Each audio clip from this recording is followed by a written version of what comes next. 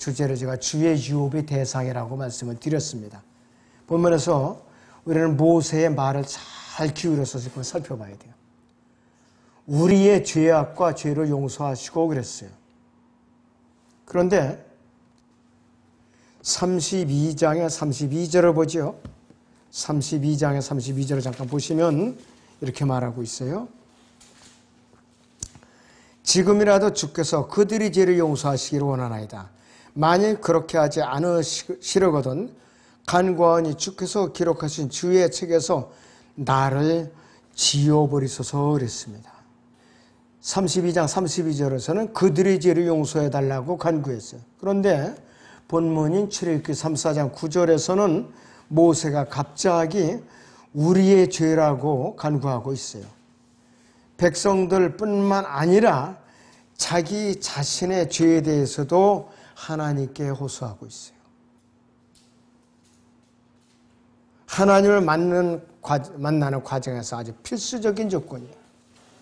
성경을 진지하게 보고 마음을 열어놓은 사람이라면 어리석은 그리스도인이라도 어렵지 않게 알아낼 수 있는 진리예요, 이것이. 자, 이 진화론자, 다윈을 비롯한 진화론자들은 하나님으로부터 어떤 계시도 얻을 수가 없어요. 근데 우리는 얻을 수가 있다, 이것이. 이 우주를 창조하신 창조주를 만나게 되는 모든 사람의 특징은 뭐냐? 특징은 뭐냐? 자신의 양심을 하나님으로부터 호되게 얻어받고 심한 죄책감으로 또 양심에 또 이렇게 가책을 받아가지고 하나님 앞에 엎드러지면서 구원을 받게 되는 거예요. 만나는 과정이 되게 그래요. 그럴 때는 자기가 복음을 듣는 순간에 자기가 죄인이라는 것을 실감나게 받아들이고 무릎 꿇는 사람이 구원을 받아요. 복음을 들어도 맨수맨수 내가 왜 죄인이요? 언제 내가 타락해서 이렇게 자꾸 고개를 빳빳이 드는 그런 사람은 구원을 받기가 힘들어요. 너무나도 힘들다. 자, 그런데 땅에 바짝 엎드린 사람들이 부류가 네 사람의 부류가 있는데 첫째는 본문에 있는 것 같이 모세가 이렇게 이런 일을 겪었죠.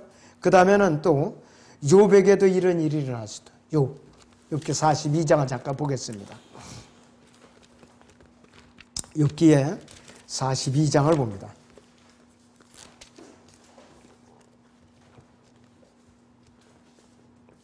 1절부터 6절까지 보겠습니다. 그러자 욥이 주께 대답하여 말씀드리기를 주께서는 모든 것을 하실 수 있으며 어떤 생각도 주께 알려지지 않을 수 없음을 내가 아나이다. 지식 없이 이치를 가리는 자가 누구니까? 그러므로 나는 깨닫지 못한 것을 말하였으니 그것들은 내게 너무 경이로워서 내가 알지 못하였나이다. 내가 간구하오니 들으소서. 내가 말하겠나이다. 내가 주께 묻겠사오니 나로 알게 하소서. 내가 주에 대하여 귀로만 들었사오나 이제는 내 눈으로 주를 보나이다. 그러므로 내가 나를 미워하고 티끌과 재 속에서 회개하나이다 그랬어요. 무릎을 꿇었어요. 그러면서 하나님과의 관계가 바로 세워지고 자기의 잃어버린 10자녀들을 다시 회복을 했고 재산도 2배로 다시 늘어났고 그러고 나서 140년을 더 살았어요. 욥이 그러했던 사람이에요.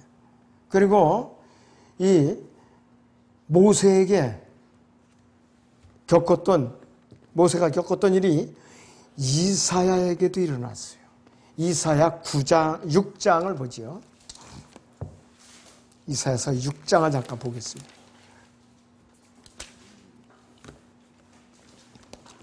5절에서 8절을 보죠. 그때 내가 말하기를 내게 화로다 내가 끊어졌도다. 이는 내가 불결한 입술을 가진 사람이며 내가 불결한 입술을 가진 백성 가운데 거하면서 내 눈으로 왕 곧 만군의 주를 비었음이라 하였더니 그때 스랍들 중 하나가 제단에서 핀 수출 집게로 집어 그 손에 가지고 내게로 날아와서 그것은 내 입에 대며 말하기를 보라 이것이 내 입술에 닿았으니 네 죄악이 제하여졌고 네 죄가 깨끗게 되었도다 하더라. 또 내가 주의 음성을 들은 즉 말씀하시는 내가 누구를 보내며 누가 우리를 위하여 가랴 하시기에 그때 내가 말하기를 내가 여기 있나이다 나를 보내소서 했더라. 하나님께 무릎을 꿇고 숯불로 지져진 이사야의 입술이 단련되고 나니까 그에게서 고백이 나오고 하나님께서 자기를 써달라고 부르짖는 장면이 나오는 것이에요. 그 다음에 이 같은 일이 사도 바울에게도 일어났어요. 사도 바울은 이름이 사울이었을 때는 사도행전 7장에서 스테판에 돌로 쳐 죽이는 사람들이 옷을 맡아 갖고 있을 때만 해도 살기가 등등했던 사람이에요. 그는 심지어는 그리스도인들을 잡아 오려고 체포영장을 받아가지고 시리아의 다마스커스라는 데까지 쫓아가가지고 그리스도인들을 잡아 오려고 가다가 중간에서 주님의 음성을 들었어요. 사도행전 9장에서 사울아 사울아 네가 왜 나를 박해하느냐. 가시체를 걷어차는 것이 네게 고통이니라고 그랬어요. 그러니까 사울은 주여 니시옵니까? 나는 네가 박해하는 바로 그 예수라니까 그냥 꼬꾸라진 게 그 자리에서. 그러면서 사도 바울은 눈이 멀어버렸죠. 3일간 눈이 멀었어요. 아무것도 안 보이는 거예요. 일행에 이끌려가지고요. 그가 신세를 지지 않으면 걸을 수가 없게 됐다 이것이죠. 사도행전 9장을 잠깐 보세요. 그가 설기등등하던 그가 정말로 비참하게 거꾸러졌어요. 아무것도 안 보이는 거야 앞으로. 너무나도 참 안타까운 일이죠. 그래서 그 아나니아라는 선지자를 예수님께 보내갖고 그의 눈을 뜨게 해준 거예요. 그의 눈을 뜨게 해줬다 이것이. 자, 15절 사도행전 9장 15절부터 보죠. 하나님께서 그를 거꾸로 때리고 눈을 멀게 한 목적이 있었다 이것이. 그러나 주께서 그에게 말씀하시기를 네 길을 가라. 이는 그가 이방인들과 왕들과 또 이스라엘 자손들 앞에서 내 이름을 증거하기 위하여 내가 선택한 그릇임이라. 그가 나의 이름을 위해 얼마나 큰 일들로 고통을 받을 것인가를 내가 그에게 보여주겠나라고 하시니 아나니아가 길을 떠나서 그 집에 들어가 그에게 안수하며 말하기를 형제 사울아 주 곧 네가 오던 길에서 네게 나타나신 예수께서 나를 보냈었으니 이는 너로 보게 하시며 성령으로 충만케 하려 하심이라고 하니 즉시 그의 눈에서 비늘 같은 것이 떨어지면서 곧 보게 된지라. 그가 일어나서 침례를 받더라. 그리고 음식을 먹고 기운을 얻은 후 사울은 며칠 동안 다마스커스에 있는 제자들과 함께 있더니 그가 곧바로 회당에서 그리스도를 전파하여 그분이 하나님의 아들이라고 하더라. 며칠 전까지만 해도 그리스도인들을 잡아주려고 혈안이 되어 있었던 살기 등등했던 그가 180도로 변한 거예요. 이렇게 하나님의 능력으로 변한 거라 이것이. 그래서 그는 뭐라고 고백을 했는가? 골로새 1장 24절을 봅니다. 골로새 1장에 24절을 보겠습니다.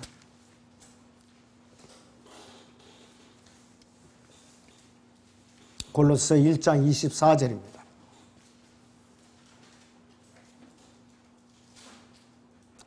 이제 내가 너희를 위해 받는 나의 고난들을 기뻐하고 또 그리스도가 고난받으신 이후에 있는 것을 그의 몸인 교회를 위하여 내 육신에 채우느라 그랬어요.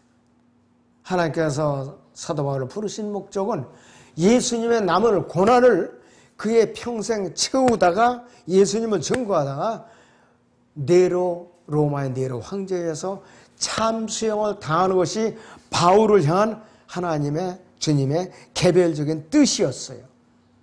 바울은 그렇게 살다가 참수형을 당했어요. 자, 베드로는요. 누가복음 5장 8절에서 나를 떠나가소서 오 주여 나는 죄인이로 소이다 이렇게 고백을 한 적이 있었어요. 또 다윗도 그렇게 용명스럽던 다윗도 맨손으로 사자도 때려잡던 다윗도 주의 천사가 하나님을 계시하시자마자 오금이 절어가지고 그냥 바싹 무릎을 꿇고 말았어요. 오르날에 타작마당에 주의 천사가 칼을 그냥 뽑아가지고서 내려치려 하니까 무릎을 꿇고 말았어요. 역대기상 21장 31절을 보세요. 인구조사하다가 이가 엄청난 일을 당한 것이에요. 역대기상 21장 30절을 보세요.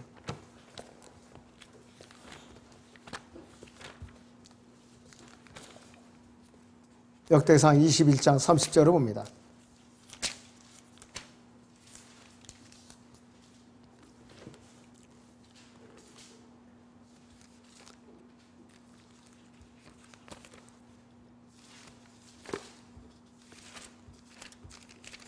네, 30절을 보시면은 이렇게 하고 있죠. 다윗이 하나님께 물으러 그 앞에 가지 못하였으니 이는 그가 주의 천사의 칼로 인하여 무서워하였기 때문이라 그랬어요. 얼마나 칼이 소슬이 시퍼렇고 무시무시했으면은 자기가 직접 가지 못했던 거예요. 너무나도 무서웠기 때문에.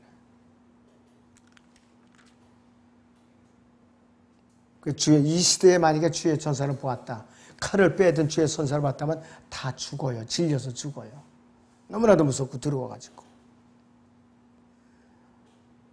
자, 하나님에 대해서요, 창조주가 아니라 생명의 창시자가 아니라 조물주로 생각하는 사람들, 이런 사람들은 전혀 죄의식을 못 느껴요. 복음을 전해도 콧방귀 안 들어요. 이런 사람들은 지옥을 갈 수밖에 없다 이것이. 자, 사람에게 진정한 죄책감은 어떻게 되느냐? 구원을 가져다요. 그 사람한테 구원을 가져다요. 또 진정한 죄책감은 어떻게 되느냐? 새로운 출생이라는 기적을 가져다줘요. 또 한 사람에게 진정한 죄책감을 느끼게 하면은 양심의 가책을 받아서 누구든지 예외 없이 개인적으로 다시 이제 오실 예수님을 소망하면서 하나님의 계시를 알게 해준다 이거예요. 하나님의 계시를 알게 해준다 이거죠. 자, 그렇다고 해서 진짜 죄의식만 있느냐? 거짓으로 죄의식을 사탄이 안겨줄 수도 있어요. 거짓으로 죄의식을 안겨줄 수도 있어요. 거짓죄에 대한 또 찔림을 줄 수도 있어요. 어떤 사람도 하나님의 마음을 알지 못하고서는 성령님께서 역사하시는 새로운 거듭남의 체험을 할 수가 없어요. 없다 이것이죠. 자신이 파산한, 영적 파산한 죄인이라고 알기 전까지는 구원받을 수가 없다 이것이. 그리고 하나님의 말씀을 또 마음을 알 수도 없어요.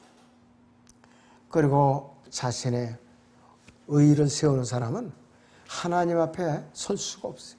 하나님 앞에 대적했다면 그 사람은 즉사한다 이거예요. 바로. 응?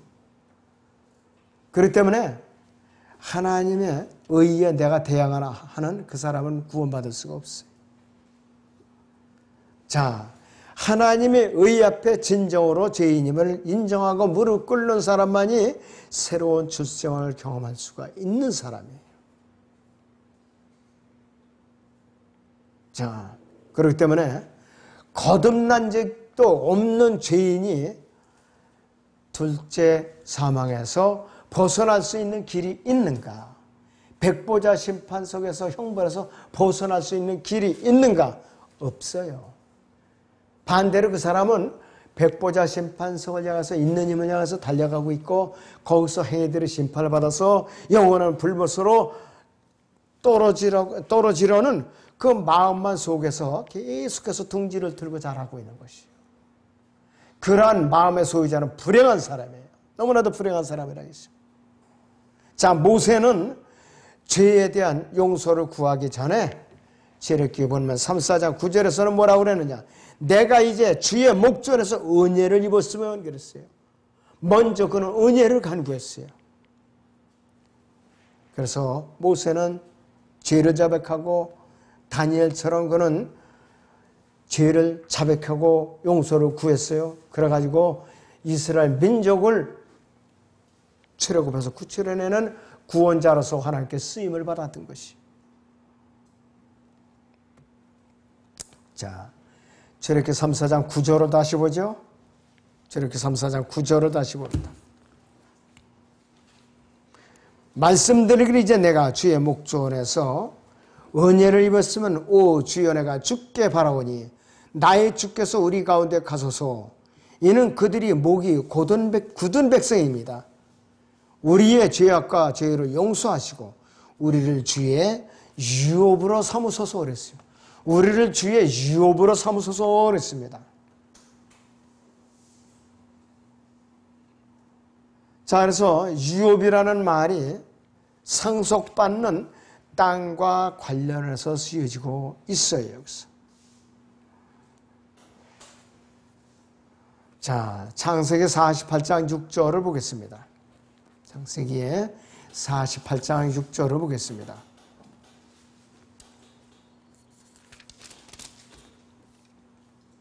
그 후에 네가 낳은 너희 후손은 네 것이 될 것이며 그들의 유업은 그들이 형제의 이름을 따라 부리라 그랬습니다. 그래갖고 49절에서는 이 야곱이 12지파를 지파대로 예언을 해줍니다. 12지파를. 자, 그래서 하나님 자신은 누구의 유업이냐 이것이에요. 신명기 10장 9절을 보시면은 레위 지파의 유업은 누구냐면 하나님이세요. 신명기 10장 9절을 보겠습니다.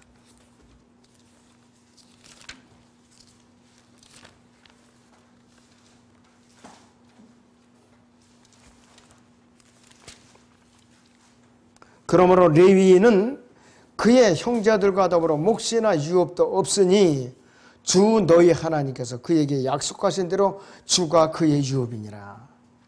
레위 지파에게는 농사질 땅을 분배를 안 해주셨어요. 그들에게는 레위인들이 거하는 제사장의 성읍들과 도피성만 허락하셨어요. 도피성만. 그리고 팔레스타인 땅은 누구의 유업이냐? 이스라엘의 유업이에요. 이스라엘 12지파의 유업이라 이것이요. 신명기 12장 9절을 보죠. 신명기 12장의 9절을 봅니다. 이는 너희가 주 너희 하나님께서 너희에게 주시는 안식과 유업에는 아직 이르지 못하였기 때문이라 이렇게 하나님께서 말씀을 하셨는데 가나안 땅에 들어가서는 지파별로 땅을 분배를 해 주셨어요. 분배를 해 주셨어요.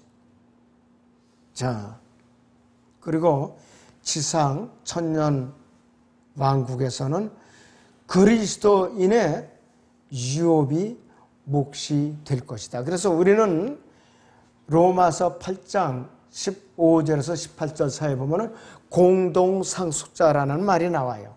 그 공동상속자가 이 땅에 주님과 함께 재림을 해서 이스라엘과 함께 이 땅을 나누어서 통치하는 유업의 공동상속자라는 말이에요. 이것이 그냥이 아니라 이것이 공동상속자라 이것이. 또 이스라엘은 주의 유업입니다. 하나님의 유업이에요. 이스라엘 12지파는 하나님의 유업을 말하는 것이에요. 신명기 32장 9절을 보겠습니다. 신명기 32장 9절을 보죠.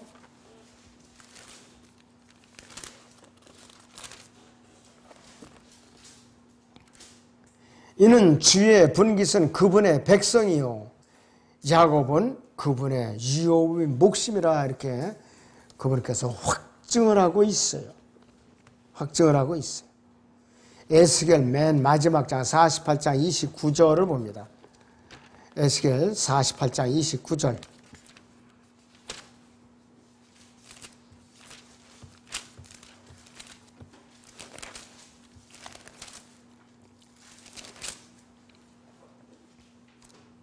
이것이 너희가 이스라엘 지파에게 준 유업을 제비 뽑아나는 땅이니라. 또 이것들이 그들이 몫이니라 주 하나님이 말하노라 그랬어요. 맨 위에 단지파에서부터 맨 아래에 있는 그 지파까지 몽땅 다 해서 이 유업이라고 그랬어요. 이스라엘은 주의 유업이라고 그랬어요. 자, 그래서 이 지금까지 제가 말씀드린 네 가지 사실들을 염두에 두고서 성령님께서는 성경 곳곳에서 또 부연 설명을 하고 있어요.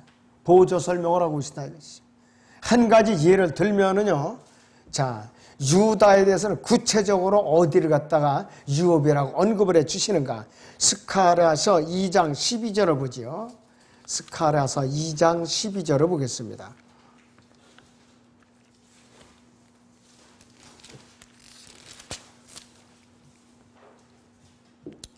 주께서는 거룩한 땅에서 유다에게 그의 몫을 유업으로 주실 것이며 예루살렘을 다시 택하시리라 그랬어요. 유다 지파에게 주시리라. 그렇게 예루살렘을 주시리라 그렇게 약속을 하셨어요. 이스라엘은 예수님께서 재림하시기 직전에 회복이 될 거예요.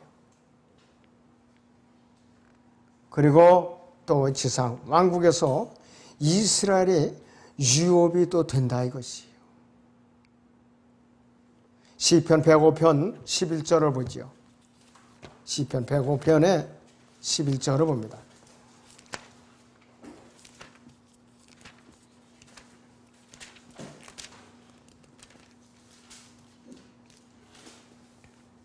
말씀하시기를 내가 네게 가나안 땅 곧 너희 유업의 몫을 주리라 하셨도다 그랬어요. 10절을 보시면 똑같은 것을 야곱에게 율법으로 이스라엘에게 영원한 언약으로 확증하셨으니 그랬어요.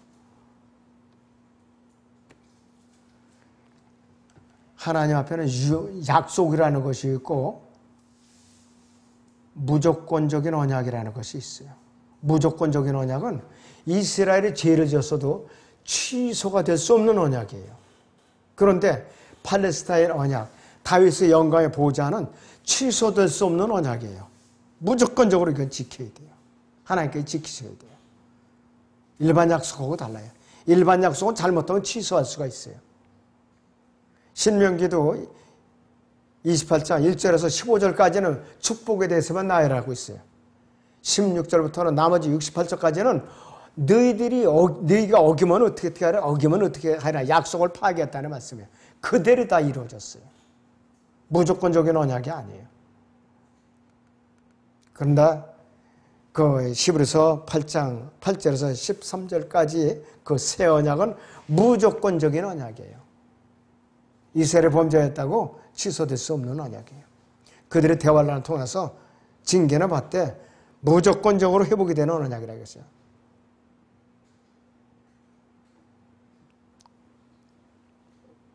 자, 룻기 4장 6절을 보죠. 잠깐. 신약에 룻기 4장 6절.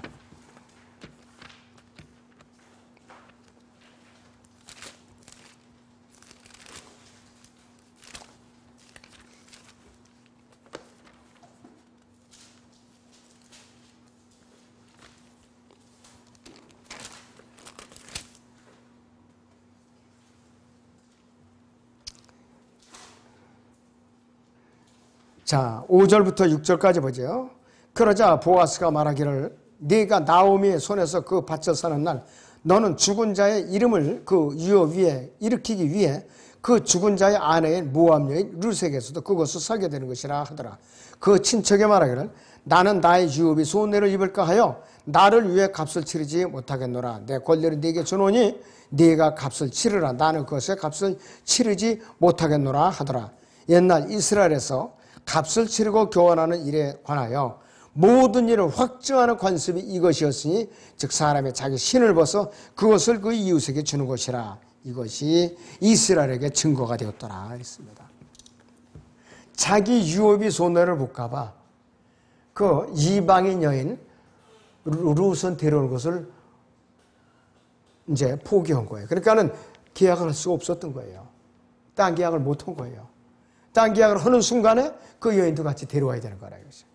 유업의 손해를 볼까 봐 아예 나는 포기할 테니까 네가 살아. 그러면서 자기 신발을 벗어 준 거예요. 그래서 이스라엘의 관례라 이것이.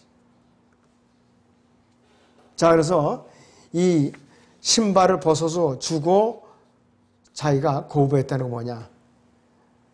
이것은 이스라엘을 예표하는 거야. 앞으로 이스라엘.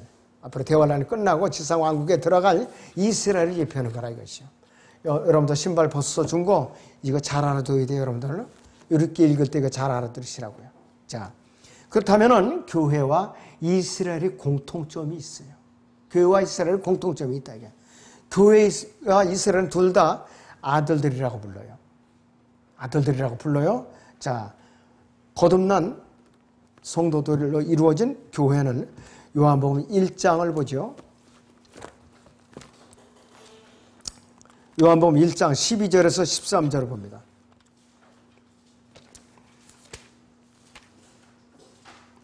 (1장 12절에 13절을) 보죠. 그러나 누구든지 그를 영접한 사람들에게는 하나님의 아들들이 되는 권세를 주셨으니 즉 그의 이름을 믿는 사람들에게니라. 그들은 혈로나 육신의 뜻으로나 또한 사람의 뜻으로 나지 아니하였고 하나님에게서 난 사람들이라. 거듭난 그리스도인들이라 이것이.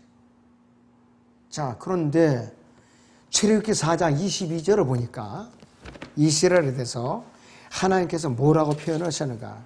출애굽기 4장 22절을 봅니다.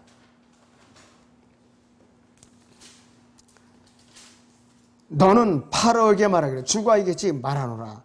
이스라엘은 내 아들이요 내 첫 태생이라 그랬습니다. 이스라엘은 내 아들이요 첫 태생이라 그랬어요. 자, 그렇다면은 이사야 60장 9절을 보죠.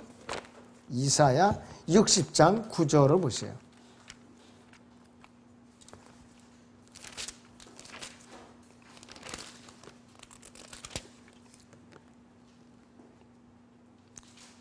실로 섬들이 나를 기다릴 것이요 타시스의 배들이 먼저 네 아들들을 그들이 은과 금과 함께 먼 곳에서 데려와 주노의 하나님의 이름과 이스라엘이 거룩한 분에게 바칠 것이니 이는 그가 너를 영화롭게 하리라 그랬습니다. 자, 네 아들들이라는 말이 나와요. 여기서 이스라엘을 말하는 것이. 자, 그럼에도 불구하고 또 구분이 되어 있어. 이스라엘은 출애굽기 4장 22절에서는 단수로서 하나님의 아들이라고 아까 부르잖아요. 이게 뭐냐? 집합체에서 하나의 민족을 말하는 것이에요. 하나님의 아들이라는 말하는 것입니다. 물론 예수님은 하나님의 아들이시죠. 그러나 민족적으로서 단수로서 하나님의 아들은 집합적으로 하나의 민족을 말하는 거라 이것이요. 구약 어디에서도 이 집합체에 속한 개개인들이 아들이라고 부른 적도 없어요. 구약에 어디에서도 개인이 또 개별적인 출생을 통해 거듭났다거나 한 아들이 되었다 이렇게 기록된 적도 없고 또 우리가 찾아낼 수도 없어요. 거듭나거나 새로운 출생을 통해서 한 아들로 태어나는 것, 하나님의 아들들이 이론에 들어가는 유일한 방법은 예수 그리스도를 믿고 거번의 피로서 혼의 구속을 받고 성령으로 거듭나야만 하나님의 아들들이 울타리 안에 들어가는 것이에요. 그렇잖아, 불가능한 것이에요. 자, 두 번째로 교회와 이스라엘은 둘 다 신부예요. 분명히 둘 다 신부예요. 자, 우리 교회는 어떤 신부인가? 우리는 거듭나서 그리스도의 몸의 지체로서 더해진 사람들이에요. 예수님과 한 몸이에요. 그런데 교회의 신부는 순결한 처녀예요. 고린도서 후서 11장 2절 3절을 보면 우리는 순결한 처녀예요. 그런데 이스라엘은 신부는 신부인데 어떤 신부냐? 간음한 신부예요. 나중에 물론 회복이 되겠지만은 호세아서 2장 19절을 보죠. 구약의 소선서 호세아서 2장 9절을 봅니다.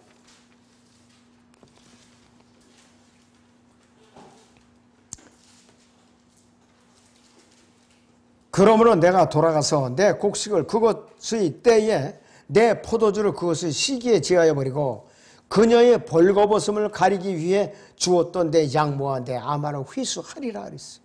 이제 내가 그녀와 연애했던 자들 앞에서 그녀의 추잡함을 드러내리 아무도 그녀를 내 손에서 건져내지 못하리라 그랬어요.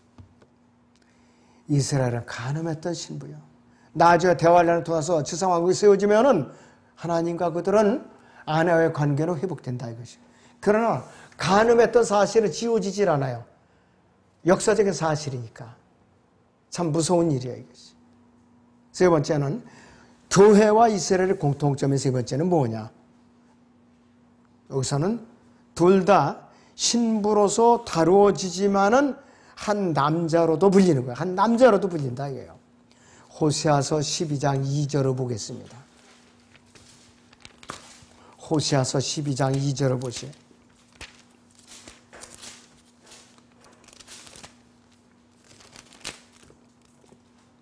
주께서 또한 유다와 논쟁하시고 야곱을 그의 행위대로 벌하실 것이며 그의 행실대로 그에게 보응하실 하시리라 그랬고요. 여기서 또 거기를 보시고 그 다음에 호세아 12장 2절이 그렇고 그 다음에 호세아 11장 1절을 보죠. 이스라엘이 아이였을 때 내가 그를 사랑하여 내 아들을 이집트에서 불러내었도다 했습니다. 자, 그러면은 여기서 이것이 어떤 개념이냐면 남자로서 불려지는 거예요. 남자로서. 에베소 4장 13절을 봅니다. 에베소 4장 13절을 봅니다.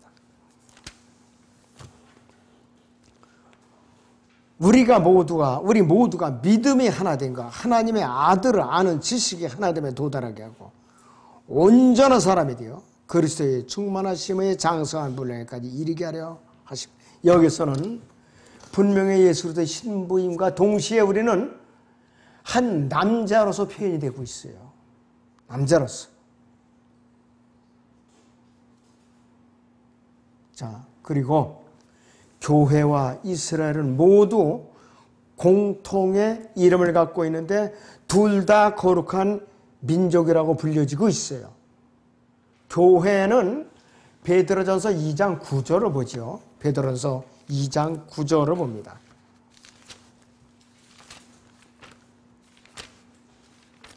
베드로전서 2장 9절을 보시면 그러나 너희는 선택받은 세대요 왕같은 제사장이며 거룩한 민족이요 독특한 백성이니 이렇게 나오죠. 여기서 선택받은 세대의 왕같은 제사장 거룩한 민족이 이랬어요. 그렇다면은 이스라엘은 어디서 거룩한 민족이라고 불리느냐? 출애굽기 19장 5절을 보겠습니다. 출애굽기 19장 5절을 보겠습니다.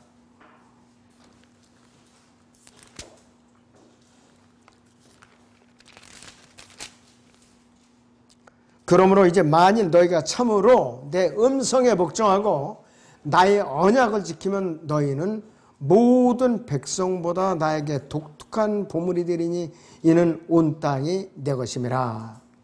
너희는 나에게 제사장들이 왕국이 되며 거룩한 민족이 되리라 그랬습니다. 거룩한 민족이 되리라 그랬어요. 똑같은 거룩한 민족인 민족인데 예수 그리스도의 신부 그리고 이스라엘은 거룩한 민족인 민족이지만 간음한 경력이 있는 하나님의 안에서 회복이 되는 민족이라 이것이에요. 그래서 이 이름이요 유업이라는 말의 의미를 확정을 시켜주고 있는 것이에요. 그럴 때는 모세가 말한 신명기 32장 8절에서 9절에서 하나님께서는 이스라엘을 하나의 유업으로 취급하시는 거예요. 유업으로. 이 지구상에 앞으로 12민족으로 나눠져요. 앞으로. 그 중에 한 민족이 이스라엘 민족인데 그 민족을 이스라엘이 우두머리 민족으로 세워가지고서 온 세상을 갖다 통치하시는 거예요. 바로. 자, 이렇게 보면 신명기 32장 8절 9절을 봅니다. 신명기 32장 8절에서 9절을 봅니다.